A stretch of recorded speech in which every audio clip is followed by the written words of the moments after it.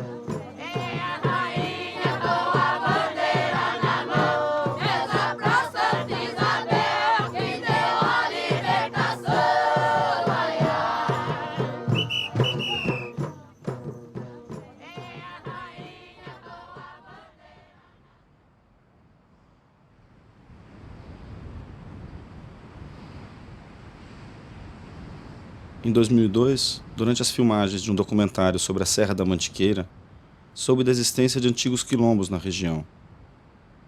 Sempre estranhei o fato de Palmares ser o único quilombo cuja história foi oficialmente contada. Disposto a investigar a existência de antigos quilombos na Serra, parti para a região do Alto Sapucaí, onde haviam relatos de existirem comunidades remanescentes de quilombolas.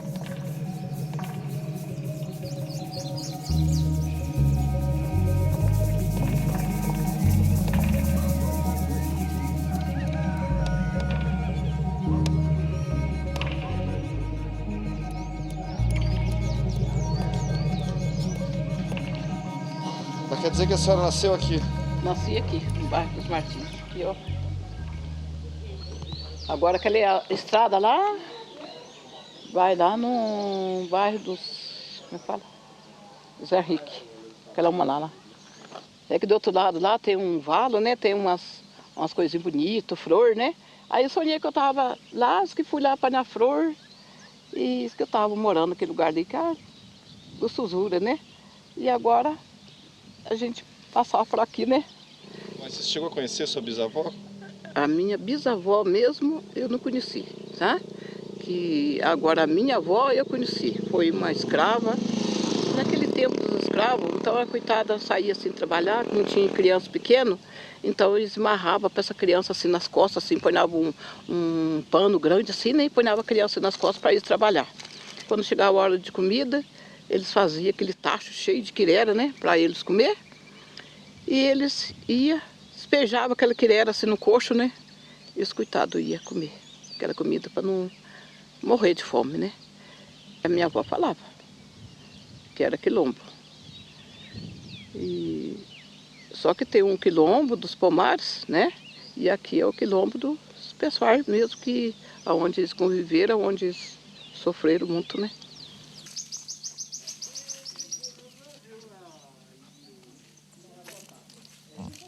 E aí depois nós subimos, passamos lá na casa do outro primo meu lá, que é o Luiz Dalino, né? Onde nós comemos aqueles melados lá. Lembra? Açucrão. É, açucrão, leite, um leitinho com farinha, né? Foi vocês. Tá vendo só? Ah, fica aí, fica aí.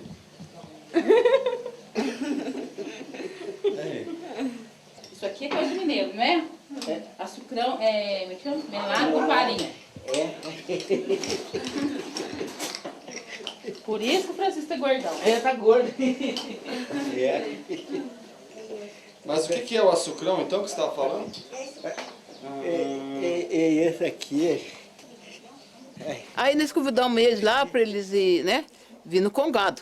Falei assim, nós estamos aqui, passeando, conhecendo aqui, trazendo os pessoal para conhecer aqui o bairro dos Martins e convidando vocês também para nós fazer um Congado na semana que vem. coisa que tá aqui. Isso aqui a gente pendura no braço do higiene lá e marra uma corda. Já saiu? Ah, então tá indo. Quebrou o arado? Quebrou o talão. Ah, o talão? É, quebrou o talão, não tem jeito, né? Ai, vai começar a ficar no fim, vamos chegar aqui. O manuzinho tá aqui. Tá? É, quero contar com vocês pra dançar o Congo lá na Cara do Quilombo. Aí eles falaram, nem vamos sim. Aí convidei lá as meninas, tudo bem, ficaram tudo já pronto para eles virem na outra semana.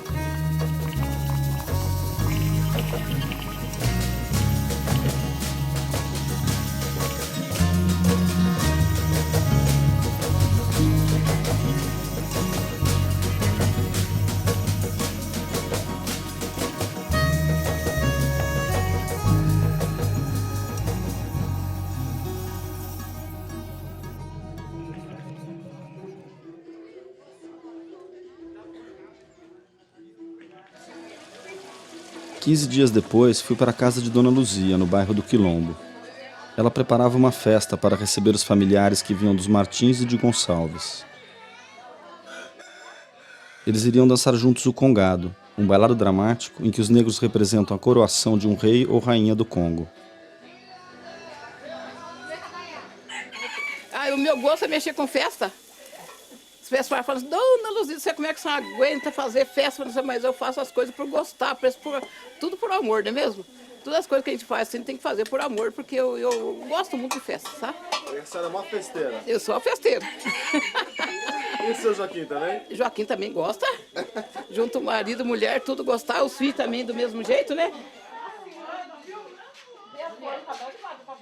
Essa festa era na cidade. Depois, aí lá na cidade eles pararam com a festa e a gente levantou, já faz acho que uns 10 anos já que a gente faz todo ano, né?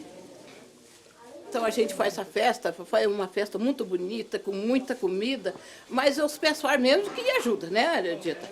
Um dá frango, outro dá feijão, outro dá arroz, outro dá macarrão, outro dá massa, mas vem de tudo, sabe?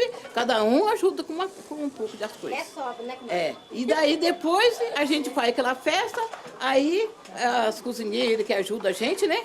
Aí depois aí sobra macarrão, a gente dá um maço de macarrão para um, dá um pouco de arroz para outro.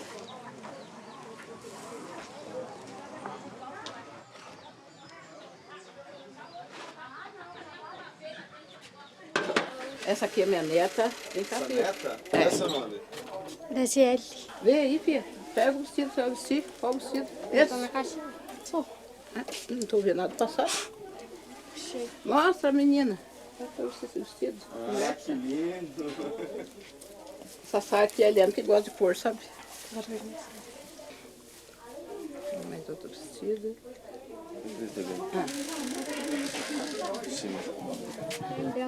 Olha aqui.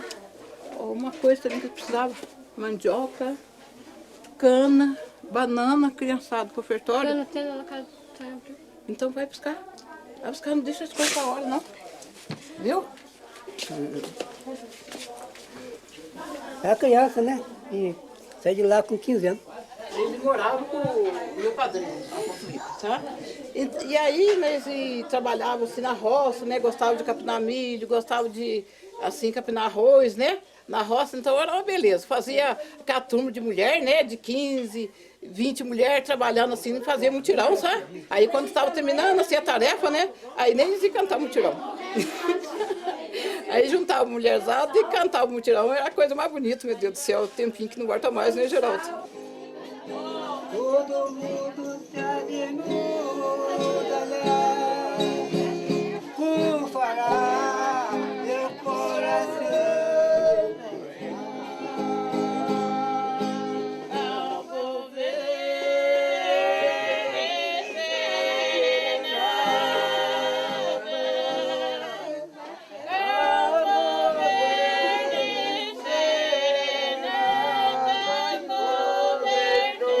Descer a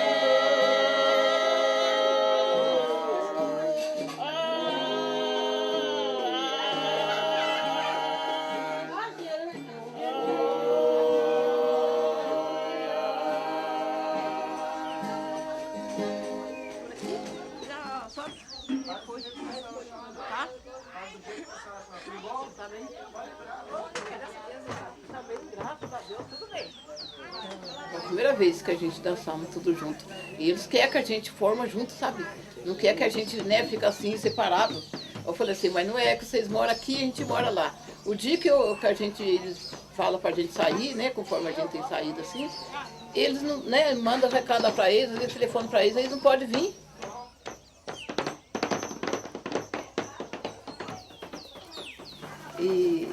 E agora, quando vieram que eles pessoal ontem de São José, eles estão animados para sair tudo junto. Eu quero formar um congado, mas só da negrada, sabe? É legítimo.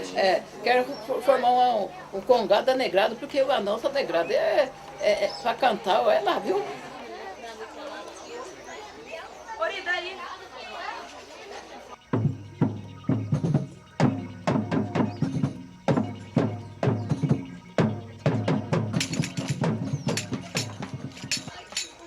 Aquele encontro me marcou e deixou uma forte dúvida.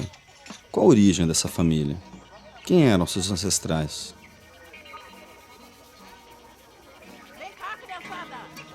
Resolvi aprofundar minha investigação, indo conversar com uma das únicas pessoas que pesquisou a fundo os quilombos da antiga divisa de Minas e de São Paulo. Tarcísio José Martins.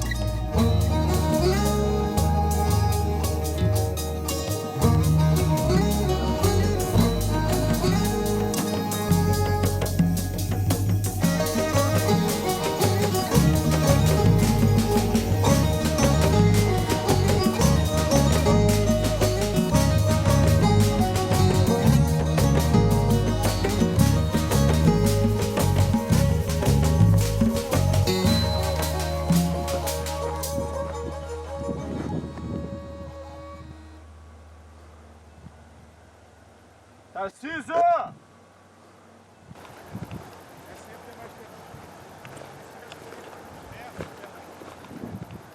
Ah, também são 300 anos, né? Agora, desse ponto aqui, com o jogo de espelhos, os negros, os invasores a 10 quilômetros, os negros já tinham condição de saber, principalmente de dia, né? Esse eu acho que seria o espia do Morro do Quilombo, viu?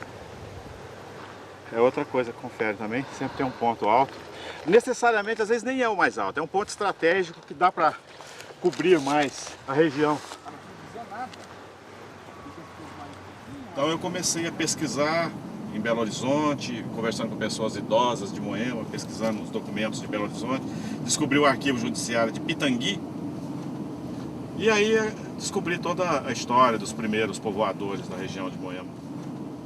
E fui pesquisando, e aquilo foi me interessando mais na medida em que eu ia constatando traços, indícios claríssimos de que essa história tinha sido escondida, que essa história tinha sido camuflada pelos historiadores. Sim. E isso foi me atiçando cada vez mais, foi me interessando cada vez mais, né? E é o que eu tenho feito nos últimos 20 anos, não tenho feito outra coisa a não ser pesquisar. O primeiro documento que eu encontrei, por exemplo, a carta de Sesmaria, o processo de demarcação de Sesmaria de Moema, dizia que o sesmeiro da região, em que em 1758 houvera destruído um quilombo na região, ele escreveu que tinha destruído os negros do mato ali muito antes que o capitão Bartolomeu Bueno do Prado tinha destruído o resto dos negros no Campo Grande. Foi o primeiro documento que eu achei, né?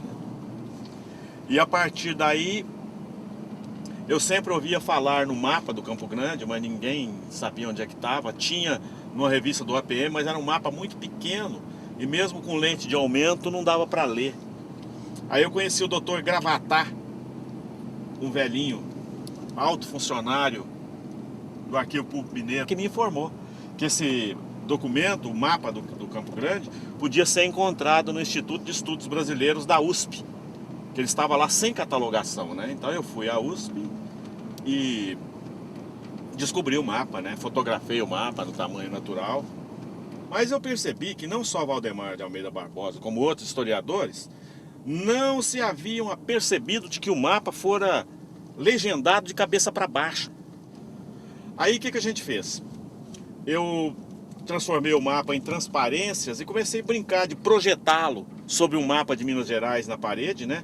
E a partir dali eu fui em várias distâncias projetando as transparências do mapa sobre o mapa de Minas Gerais e percebi que fazia algum sentido os rios, etc.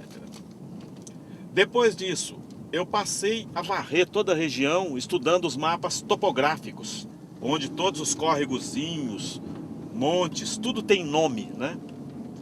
Então foi onde eu pude achar os nomes dos quilombos do Campo Grande na toponímia, batendo exatamente com aquela projeção das transparências. Em Jacuí, onde devia estar o quilombo do Zodum, né? A gente vai lá e tem o córrego do Zodum, o monte do Zodum e etc, né? E a coincidência foi muito grande.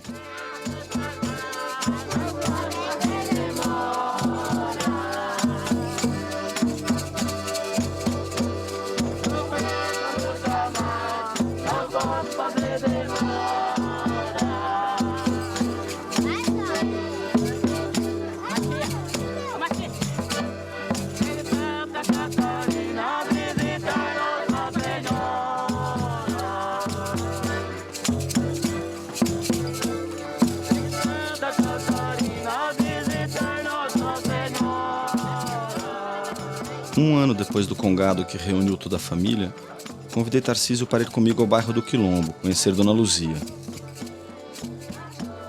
Era a festa do 13 de maio, dia de comemoração da abolição da escravatura. Isso é um texto de um autor antigo, né, que eu escrevi, que eu copiei dele. Já começa a ler, a gente pode fazer assim uma... Como é que fala? Uma reunião, né? Junto, e depois a gente já começa, desde aqui do começo da primeira história, já começa a contar para o povo. Porque aí eu trabalhei muito, eu li muitos livros, né, para escrever esse, mas eu trabalhei principalmente com documentos antigos.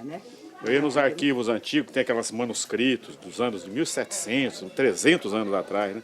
Ia lendo os documentos e descobrindo coisas, né? E fui catalogando, aí que eu fiz o livro depois. Né? Então esse livro foi feito por suas mãos. Por minhas mãos. Oh, maravilha, né? Maravilha, né? Olha, quer entrar um pouquinho lá dentro? Vamos. Vamos entrar um pouquinho lá dentro, depois nós vem conversar.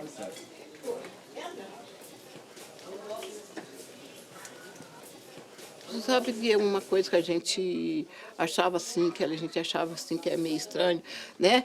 É assim que ela...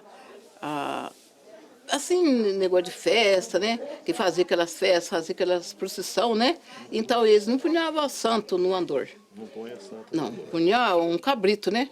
No andor, né? Então ficava aquelas velhinhas, né? Tudo sentado assim na beira do barranco, né? Os pessoal de primeiro não usavam vestido. Usava só saia comprida, bem, que a saia bem rodada, comprida, né? E a minha avó era assim, a minha mãe também era assim. Só saia, nunca eles usavam calça comprida. Eles sentavam-se na beirinha do barranco e os pessoal iam passando com o andor, né? Aí uma comadre falava para o comadre, que santo é aquele, comadre? Aí a outra falava para a outra, que ela é o Santo Zabumbo, comadre. Santo Zabumba. É. Então é provável que esse quilombo que tem aqui, apesar das pessoas não saberem, porque aqui ficou despovoado por mais de 100 anos. Depois de 1875, ou seja, 100 e tantos anos depois da última guerra do Campo Grande, é que começou a ser habitada essa região aqui, né? Só que foi uma coisa tão forte que onde era quilombo, continuou quilombo. Então é por isso que talvez as pessoas daqui não saibam por que aqui chama quilombo. Quilombo. Depois é que vieram os primeiros brancos para cá, né? Aí que vai ter escravo, porque antes nos quilombos não tinha escravo. Porque sempre o branco que descobriu, você percebe? É verdade, é isso mesmo, né? Só que aqui quem descobriu aqui foram os negros. Os negros. Ou seja, os quilombolas que moravam no quilombo. É verdade. Muriquinho pequenino, muriquinho pequenino, parente de que samba na cacunda. Pergunta onde vai, pergunta onde vai, ô parente pro quilombo do Dumbá. Pergunta onde vai, pergunta onde vai, ô parente pro quilombo do Dumbá.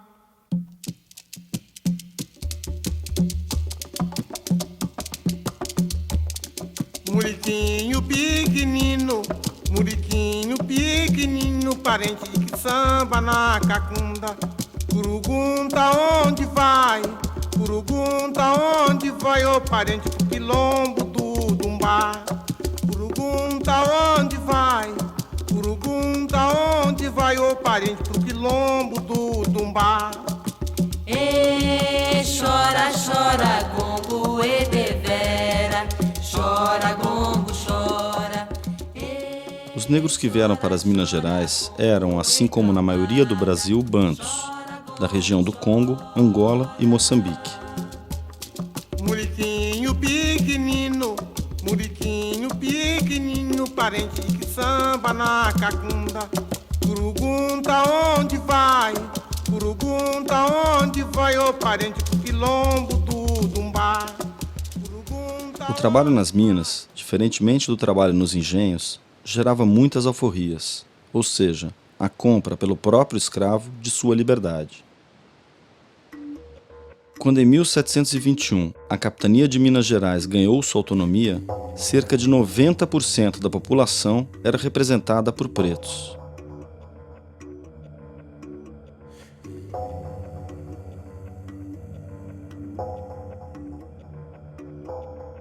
O sistema escravista só dava espaço para quem fosse senhor ou escravo.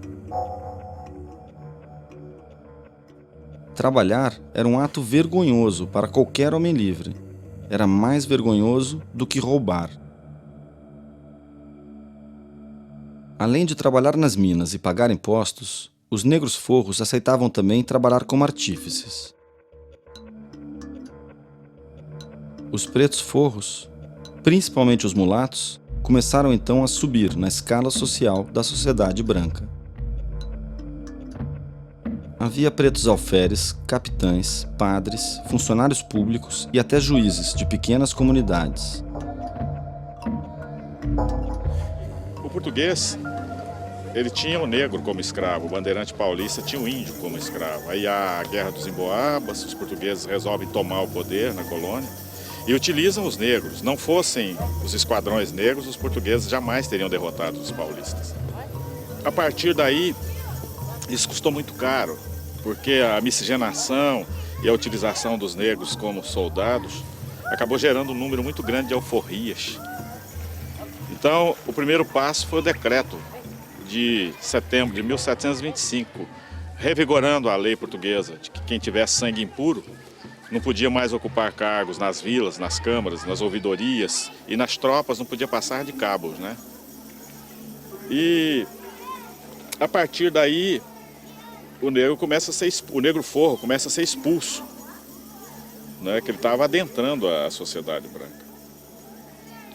E também os comerciantes ricos estavam cansados do sistema tributário, que tributava em 12% todo o ouro que saía da capitania, porque eles já haviam aumentado o preço das mercadorias ao extremo, não havia mais como tirar ouro da colônia, a não ser mudar o sistema tributário.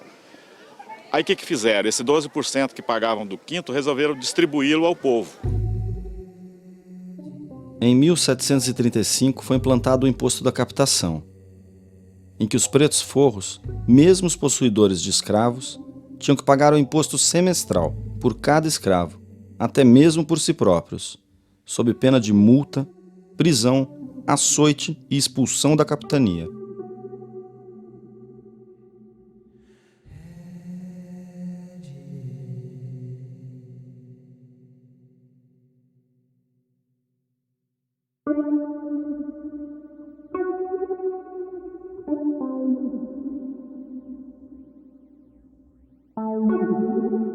Os brancos livres só pagavam pelos seus escravos. Os pretos forros tinham que pagar por si também. Nas primeiras vezes que não pagassem, era de 6 em 6 meses. Eram presos, eram açoitados e muitas vezes vendidos como escravo noutra capitania. Então eles começaram a se retirar das vilas, não é? Começaram a se retirar das vilas dos brancos e criar vilarejos. Principalmente no sul de Minas, que então pertencia à capitania de São Paulo. E essas vilas de brancos pobres, mesmo os brancos pobres, que só tinham 1 ou 2 escravos, eles não andava os escravos fugir, eles fugiam juntos. Porque, primeiro, eles seriam confiscados em seus escravos e não pagar o imposto era crime de lesa majestade. Então eles fugiam junto. Então estrelaram-se as povoações no sul de Minas, no Triângulo Mineiro, de brancos pobres e pretos forros. E essas vilas passaram a ser consideradas como se quilombos fossem, né? E passaram a ser atacadas.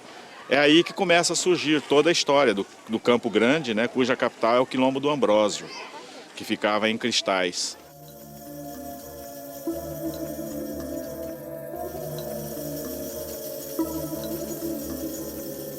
Minas Gerais, só no período entre 1695 e 1790, teve mais de uma centena de quilombos. O mais importante era o Campo Grande. Maior em extensão que Palmares, chegou a ter 15.000 habitantes, em cerca de 25 vilas esparramadas pelo Alto São Francisco, Alto Paranaíba, Triângulo Mineiro, centro e sudoeste de Minas.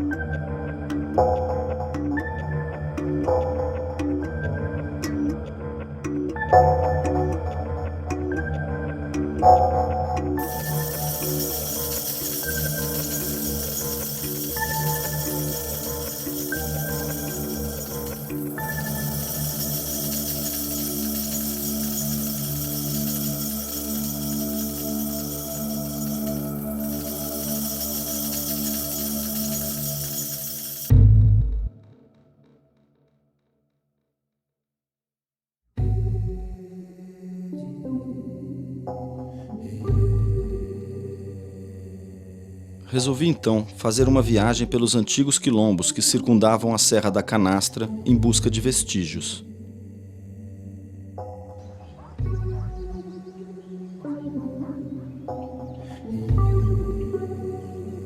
Você pega pelo mapa do Campo Grande, não tem dúvida, né? A toponímia fechou com a geografia. Aqui o mapa aponta Angola, mas na realidade o autor do mapa do quilombo do Campo Grande trocou os nomes, né? No lugar de Angola está Caeté, né? Caeté. E no lugar do Caeté está outro nome, né? Está outro quilombo, mas fecha. Ou seja, fechou a projeção de um mapa sobre o outro, né? Já teve muita festa aqui, né? Baile, batuque, ou alguém morou, porque você vê a própria vegetação, né? É típico dos locais que já foram habitados, que foram bem amassados, né? Que já foram ou estrada ou que já teve povoações. A exemplo do que a gente constata também, por exemplo, na Ibiá, né? No Quilombo do Ambrósio em Ibiá, no Quilombo do Ambrósio de Cristais, é muito semelhante. O local que durante muito tempo teve gente pisando em cima, né? Todo local de quilombo ou tem um cruzeiro muito antigo ou tem uma capela. E mesmo quando a capela é nova, se a gente vai investigar, acaba descobrindo que antes dessa nova havia uma antiga, no lugar dessa antiga havia uma mais antiga e que vão se sucedendo em construções, aliás, como ocorre nas igrejas, né?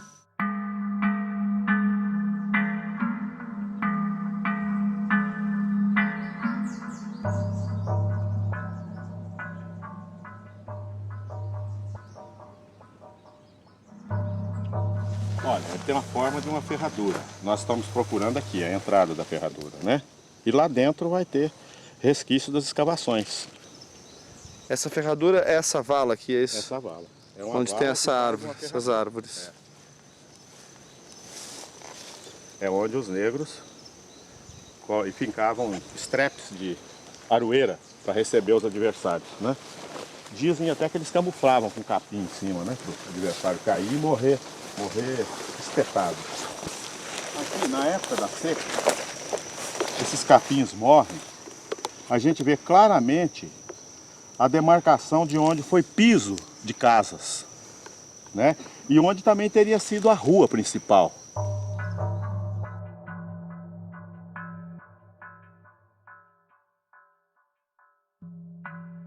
As vilas, os quilombos, né, dos grandes chefes, às vezes, quando elas se fortificavam, eles criavam valas, né, com estacas, buracos, né, cheios de estacas pontudas, ou então labirintos feitos de varas, né? No caso do quilombo de São Gonçalo, né, ele é um círculo de varas, né, que ele cria um labirinto, que só tem túneis assim, que só os quilombolas sabem por onde entrar.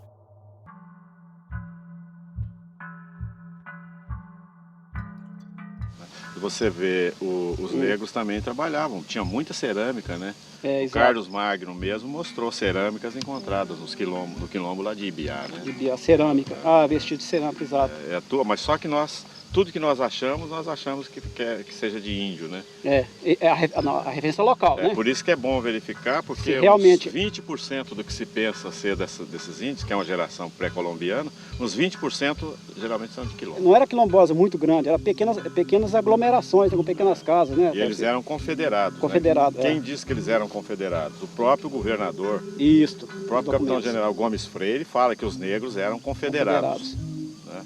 Por isso é que o ataque foi em massa, foi de uma vez só destruindo tudo. Porque eles eram confederados, ou seja, eles se ajudavam, tinham uma estratégia de defesa. Quando faltava comida para um, o outro fornecia. Quando um era atacado, o outro ajudava. O Campo Grande se desenvolveu numa região de conflito, a antiga fronteira de Minas e de São Paulo. Nessa vasta terra de ninguém se desenvolveu a maioria dos mucambos. Em meio à guerra entre as duas províncias pela conquista desse território, houve o primeiro ataque aos quilombos do Campo Grande.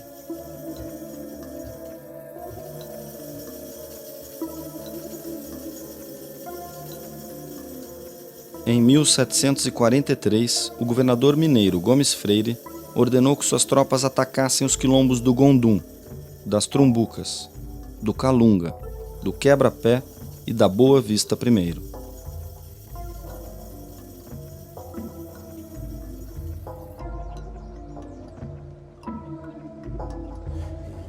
Os paulistas e os povos que viviam Sapucaí abaixo, Sapucaí acima, na cata do ouro, só cuidava disto, né? Quem mexe com ouro não planta. E a povoação do Ambrósio sustentava todo mundo, né? E o que o Gomes Freire fez ao destruir covardemente a primeira povoação do Ambrósio em 1746 foi isto, foi cortar a principal fonte de suprimento dos paulistas revoltosos, do povilhéu que resistia ao abocanhamento de fronteiras do sul de Minas. O que o Gomes Freire não contava é que os outros quilombolas fariam um verdadeiro cinturão em forma do quilombo do Ambrósio, principalmente na trincheira, no palanque, onde ele, mesmo atacando com granadas, com bombas, ele demorou mais de 24 horas para destruir o palanque e a resistência dos negros.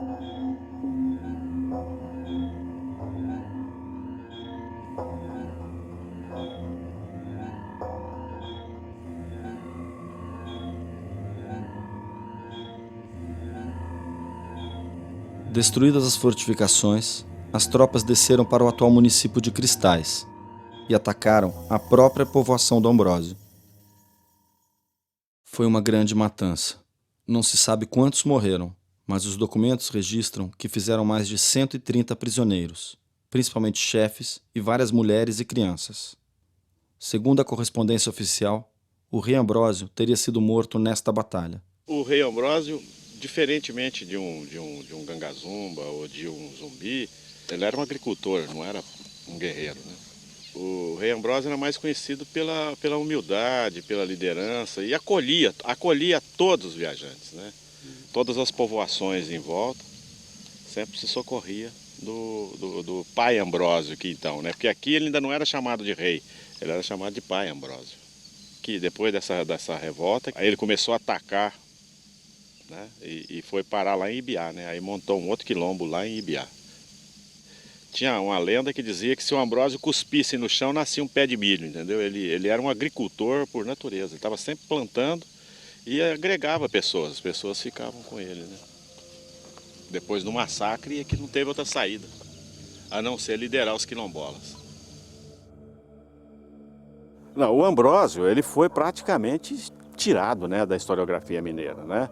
Primeiro, nós temos alguns historiadores que prestaram mesmo um desserviço, né? O problema do Ambrósio é o Chico Rei, que o Diogo de Vasconcelos inventou.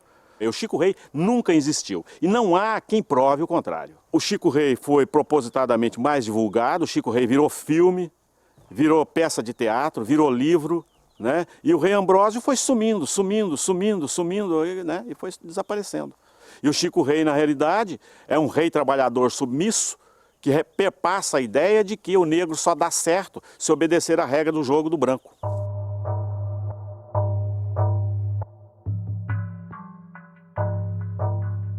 Após os primeiros ataques, os quilombolas remanescentes se reagruparam. Alguns mucambos sequer tinham sido atacados. Outros, como o quilombo do Ambrósio e o Calunga, mudaram de lugar.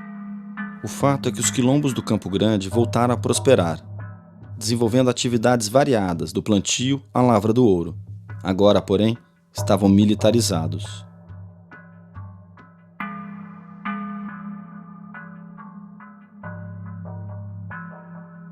Com a morte do rei de Portugal, Dom João V, em 1750, assume o trono Dom José I. O tributo da captação foi extinto imediatamente pelo novo ministro, o Marquês de Pombal. Toda a legislação a partir de então tenta enfraquecer as causas do quilombismo, incentivando os pretos livres a voltar para as vilas oficiais.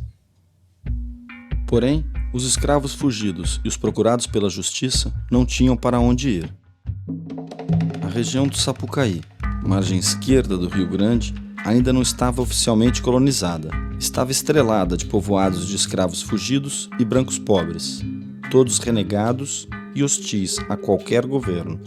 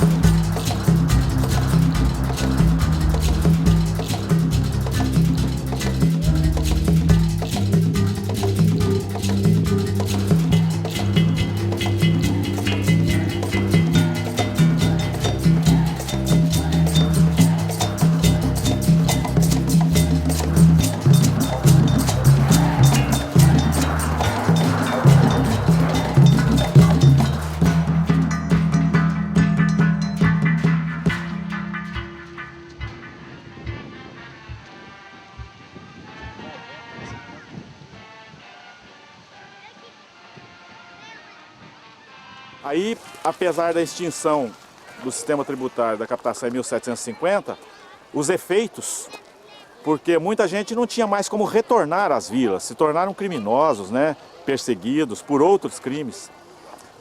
Só em 1759 a 1760 é que o Gomes Freire, o irmão do Gomes Freire, José Antônio Freire de Andrade, contrata o Bartolomeu Bueno do Prado, Diogo Bueno do Prado, entre outros paulistas renegados, para constituir uma tropa, agora de mais de 1000 homens, né? Aí ele fez um extermínio total. Com ele sai 400 homens, mas eram várias divisões. Cada divisão tinha no mínimo uns 200 homens, né? E extermina os quilombos que estavam perto do quilombo do Ambrósio, na região do Triângulo Mineiro, né? Bambuí, né? O São Gotardo, né? E vários outros quilombos. O quilombo do Ambrósio, a essa altura, não existia mais, porque, segundo consta, Ambrósio, velhinho, teria morrido.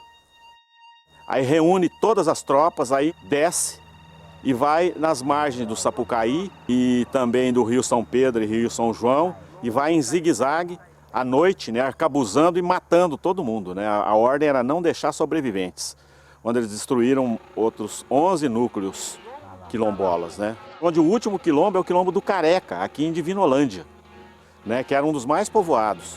Tinha 220 casas. O mapa do Campo Grande demonstra que, sob a notícia de ser um único quilombo de nome Sapucaí, Bartolomeu atacou e destruiu, na verdade, 11 povoações de quilombolas. Ao final deste ataque, só há notícia de mulheres presas nos quilombos. A captura dos quilombolas foi exceção, e o morticínio, a regra de Bartolomeu Bueno do Prado.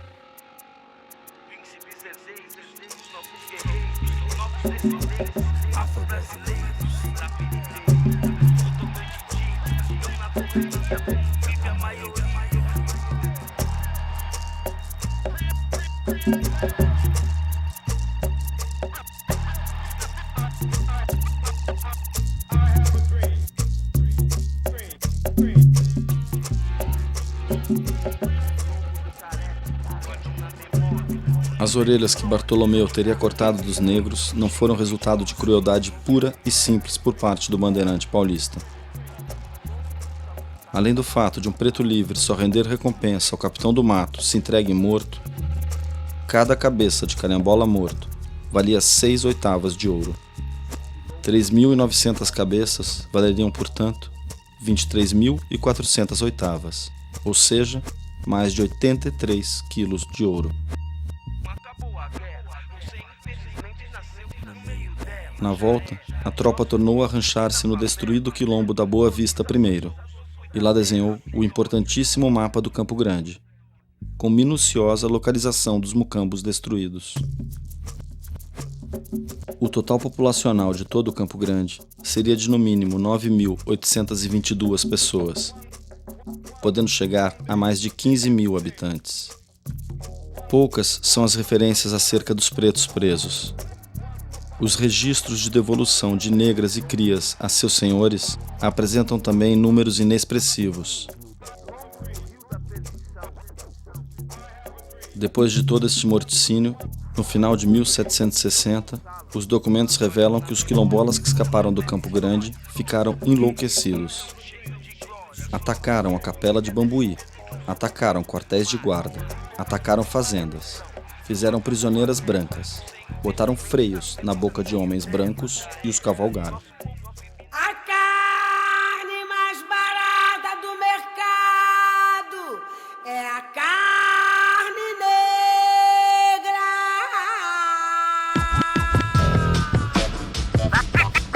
Tá ligado que não é fácil, né, mano? É, mano. Se liga aí. A carne mais barata no mercado é a carne negra. A carne mais barata no mercado é a carne negra. A carne mais barata do mercado é a carne negra. A carne mais barata do mercado é a carne negra. Só cego não vê. A carne negra.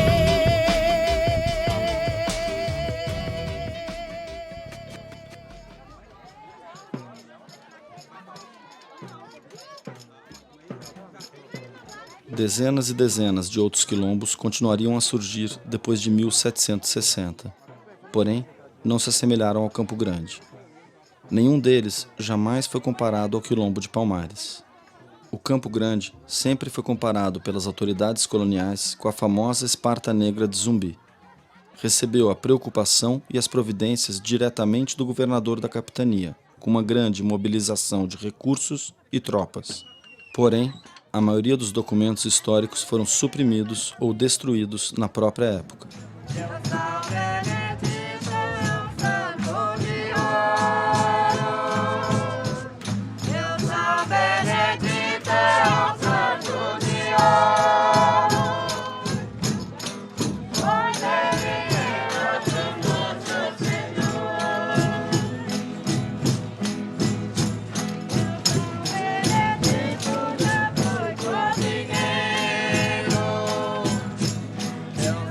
Benedito já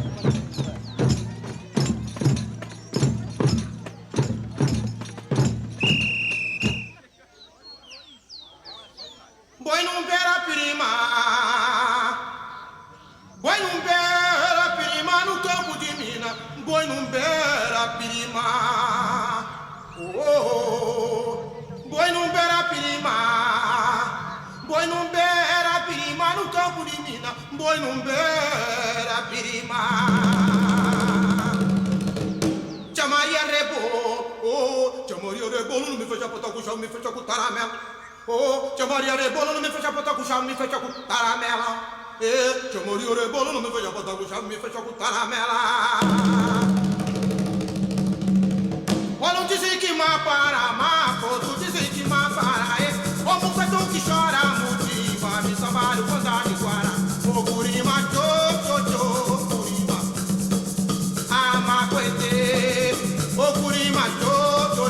O me sambaram quando a de guara, me sambaram quando a de guara. O gurima, tchô, gurima. A macuete, o gurima, tchô, me sambaram quando a de guara. O me sambaram quando a de guara, me sambaram quando a de guara. O me sambaram quando a de guara.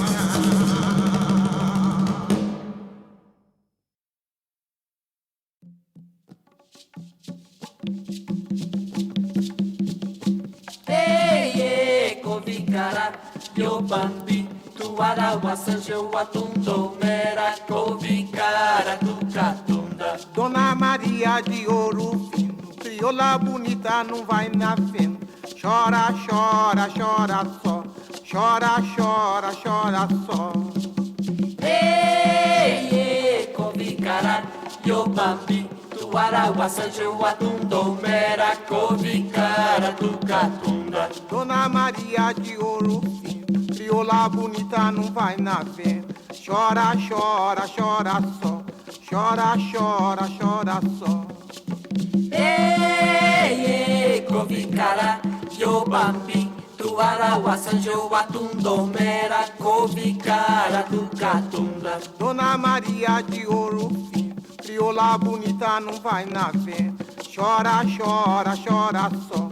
Chora, chora, chora só.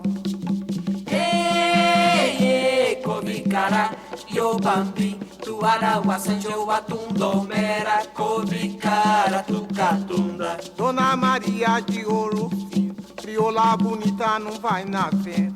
Chora, chora, chora só. Chora, chora, chora só.